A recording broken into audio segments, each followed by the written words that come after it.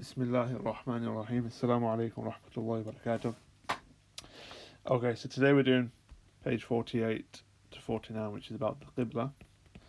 Okay, now page 48, just going to summarize very quickly. All it's saying is that obviously every Muslim, okay, in the world faces the Qibla for Salah. So you face the Qibla for Salah. So it's very important to always know the direction of it so that wherever you are, you're able to pray to it. Now, obviously, today we have a few inventions which we'll get into on page 49 about how we find it. But back in the day, obviously, in the Prophet ﷺ's time, 1400 years ago, they didn't have kind of like a phone which they could just pull up and say, here's the Kaaba. So if you were in Medina, if you were not in Arabia, if you were in Syria, or if you were in Egypt, wherever you were, you needed a way to know how you were facing how you were facing Makkah and the Qibla, and so we'll come into that today. So all for page 48 is saying when you read it is that obviously for Muslims we face the Kaaba, which is our Qibla. Qibla just means like a center place or the place where you face and direct yourself. Now, interesting about the story of it, where originally the Muslims under the Prophet ﷺ faced Masjid al-Aqsa, yeah, which is in Jerusalem. So originally they faced Masjid al-Aqsa, and when the Prophet ﷺ did hijrah towards Medina, Allah Sanatayn told him to turn towards Mecca, and now every salah after that was to be done towards Mecca. And that's very interesting when you think about it, because if you were to, I'm not going to go into full detail now, but read the seerah if you want, but it's interesting that move from Jerusalem towards Mecca, so from Al-Aqsa to the Kaaba, it's kind of a move Allah saying to the Muslims, now you're kind of, you're powerful now, do you know what I mean? And that kind of sense that, now you're a community, now you've got strength, now you have that ability to do what you want. And so if we just move down here, this is a picture taken from your book, you can see that everyone nowadays from the UK and South America here, we all face towards the Kaaba in Mecca.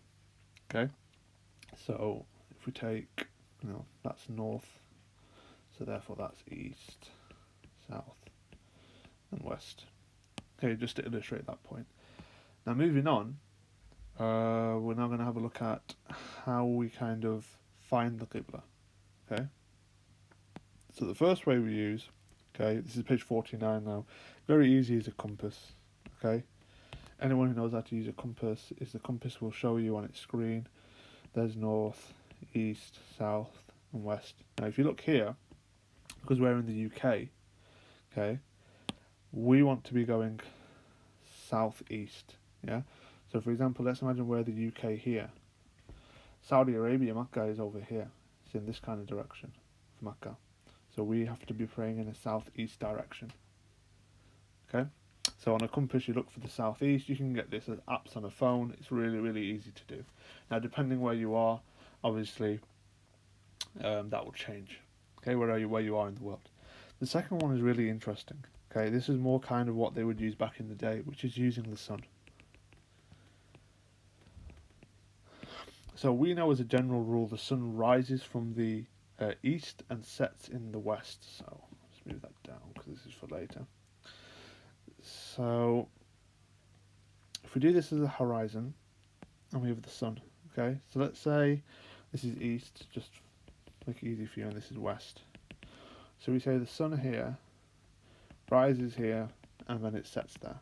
Okay, so let's imagine you're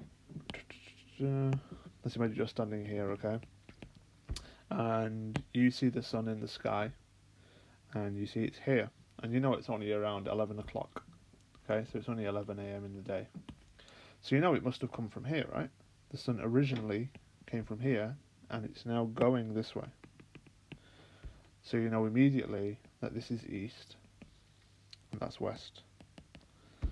Okay? Now obviously you need to know what your north is. So let's imagine you know that this way then is north. And let's imagine you're in the UK trying to pray. You know you need to pray this way, because this is southeast. Okay? Hope that makes sense. Now another way to do it is, this one is a bit more nuanced. So what it is let's imagine you have again the sun, okay? And we know the sun rises from the east and sets in the west. What it says is if you're unsure about where you are and which way to pray, it says, let's imagine we have the ground here. It says put something into the ground, so let's imagine this is a stick, okay? Now obviously, the stick's going to give out shadow, isn't it? So we'll do that in blue. So, because the sun's rays hit it there, let's imagine the shadow is like this, okay? It says what you do is you put something into the ground, mark the point, okay, where the tip of the shadow is. It says then wait 15 minutes. So in 15 minutes, when you wait, the sun will go along, and let's imagine the sun is now here. So this is the first sun, which you marked for that, and now this is the second sun, okay, giving out rays. Now, when the second sun is at this point here, the shadow is going to be different, isn't it? So I'll do this in red. So it's not going to be in the same spot. It might be something more like this now. Okay? And so it says, if you mark that second spot, and now if you draw a line between them, it says you can work out east and west. Because you know, if you know obviously how the sun works, that this point here is when the sun was in the east, right? So because this is when the sun was in the east, okay, and this mark here is when the sun was in the west. So this is, sun is east. This one is the sun is west, right? So in this mark here, the sun's gone more west, right? For this one. So what it means is that because this part is where the sun is in the east, and it's portraying this way, okay? It's portraying in the opposite way where the sun is. It means that this way is west. And if that way is west, it means that way is east. So I'll try and explain one more time just in case you didn't get it. Basically, number one here, this is where the sun is in the east, and number two is when the sun is more westerly. What you do is you put something into the ground and mark both shadows of when the sun of number one and where number two is, okay? And then you draw a line between them as we've done here, the 2 points. What you know is the first point was when the sun was in the east. Yeah, because when you waited 15 minutes, the sun goes from the east to the west because it rises in the east and sets in the west. So what you did is you waited 15 minutes, and the first part was when the sun was more in the east, and the second part was more when the sun was in the west. So concentrate on the first part, forget the second part. You just use the second part to be able to draw a line. You know this first mark here was when the sun was in the east, okay? And therefore when it was giving out its rays, it was going opposite from east. So the rays are going, these rays here are going west, aren't they? So this point here, okay, must be from here, from the point to the left, must be west, because the sun comes from the east. Now you know that the left, going left from there is west, the right is east. That's another way of doing it. We don't need to use it in today's method, but it's important to understand it.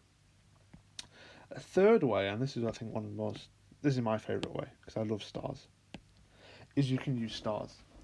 So for example, if you know about something called Polaris, which is the North Star, okay, because we're in the northern hemisphere, we can obviously see it.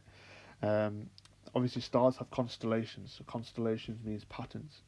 And so if you can see this constellation, as is you can see in your book, if you look into the sky night and you can see that constellation, it says this one at the end here is called the North Star Polaris. And if you can see Polaris, then you know that beneath there, this way is north, if you find Polaris in the night sky. So for example, let me actually give you an example, so I think it'd be quite easy with this black background. If I was to do stars, like just many stars in the, oh, that's not what I want to do, many stars in the night sky, and then intricate within them, I put this.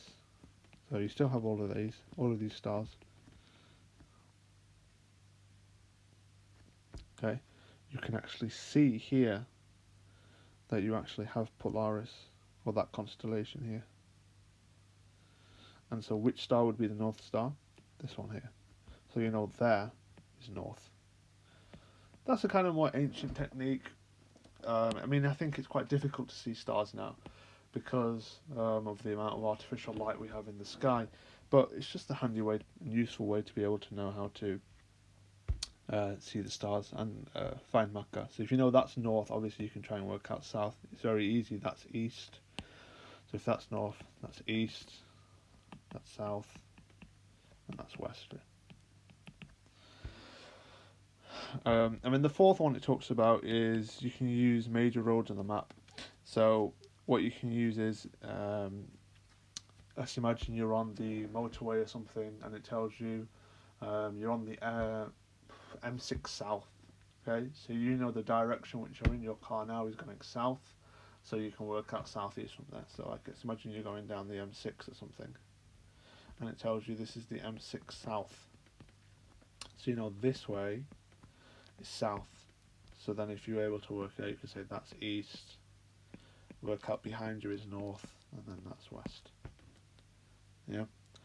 So these are that's page 48 and 49. Hope that makes sense. Any questions, let me know. Assalamu alaikum wa rahmatullahi wa barakatuh.